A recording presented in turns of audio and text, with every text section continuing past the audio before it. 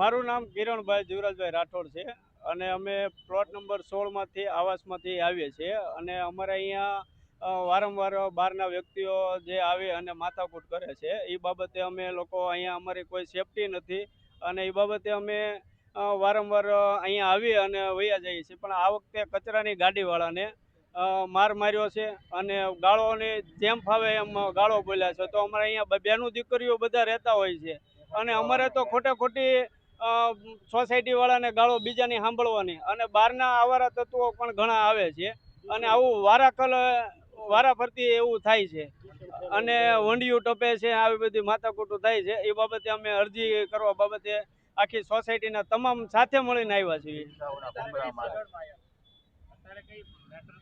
અત્યારે કચરાની ગાડી બાબતે માથાકૂટ થઈ છે અને સોસાયટીમાં આવી અને માર માર્યો છે અને ગાળો બોલ્યા છે. એ બાબતે અમે આવ્યા છીએ કે જે હોય તે બહાર રાખો, અંદર ન આવો સોસાયટીની અંદર.